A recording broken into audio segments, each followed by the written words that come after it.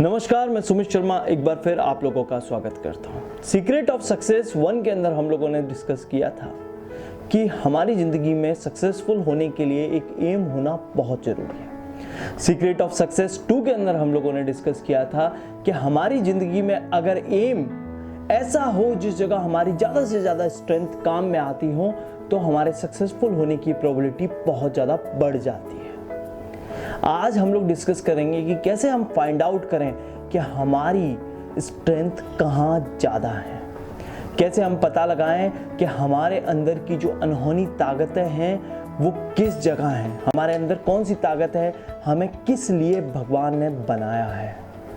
तो आज मैं आपको बताऊंगा, जैसे कि मैंने पिछले वीडियोस के अंदर कुछ कहानियों से शुरू किया था, आज फिर मैं आपको एक कहानी सुनाने जा रहा हूँ। ये वो कहानी है जो आज से 15 साल पहले मेरे बड़े भाई ने मुझे सुनाई थी। इस कहानी ने ज़िंदगी को जीने के मेरे कई मायनों को बदल दिया था और यही वो कहानी है जिसे आज से 6 महीने पहले मैंने अपने एक दोस्त को सुनाई थी और उसकी ज़िंदगी भी बदल गई।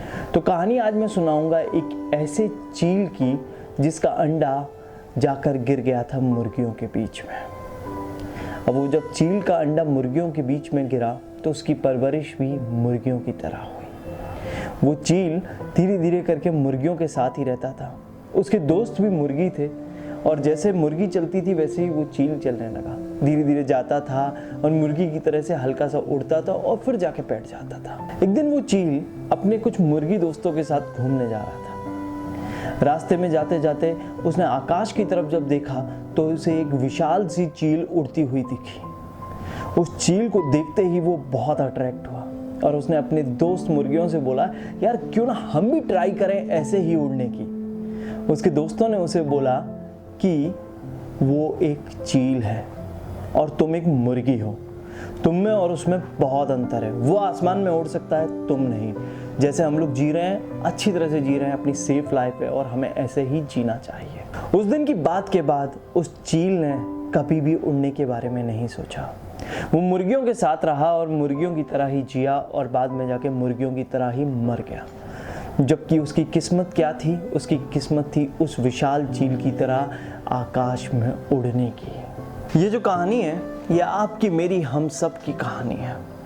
हम लोगों की ज़िंदगी में भी हमें कई चीज़ें करने का मन करता है, लेकिन हम सजेशन लेते हैं कई बार अपने दोस्तों से, कई बार अपने दुश्मनों से, कई बार अपने रिलेटिव से और कई बार अपने पेरेंट्स से। और वहाँ से हमें जवाब मिलता है कि जो चीज़ करने का हमारा मन कर रहा है शायद हम उसके लिए बने ही नहीं, हम वो चीज़ कर नहीं सकते, क्योंकि जो वो चीज़ कर सकता है वो बिल्कुल अलग है। हमारी ज़िंदगी में भी हमें ऐसी कई मुर्गियाँ मिलती हैं। वो लोग भी गलत नहीं हैं, वो बिल्कुल सही हैं उनकी जगह पर।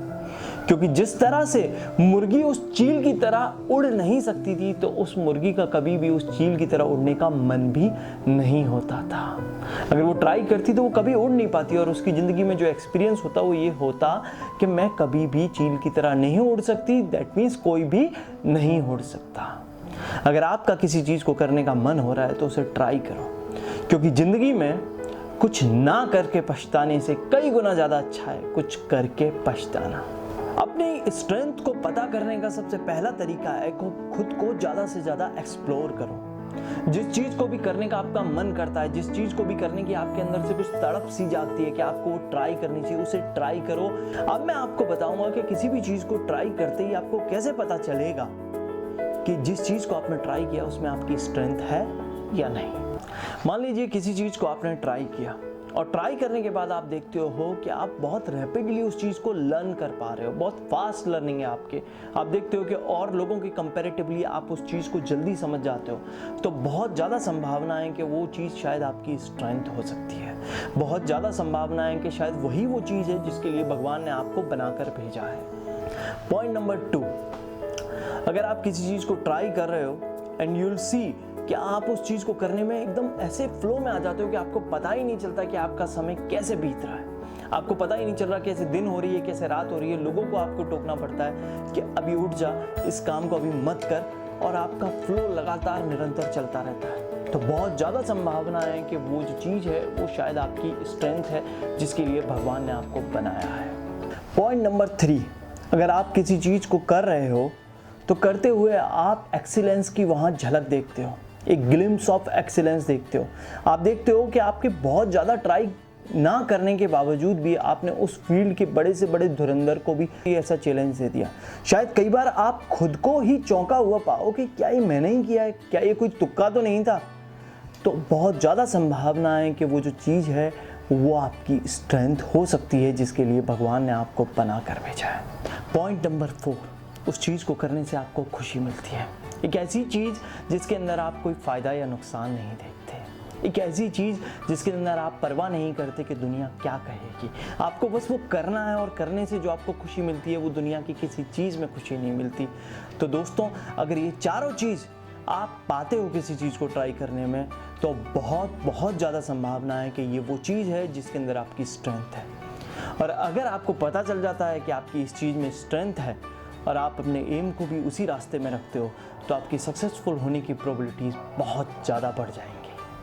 कुछ ऐसे भी लोग होते हैं जिनकी ज़िंदगी में एक एम भी होता है और जो अपनी ज़िंदगी का एम ऐसी ही जगह चुनते हैं जिस जगह उनकी ज़्यादा से ज़्यादा स्ट्रेंथ होती है, फिर भी वो सक्सेस नहीं होते।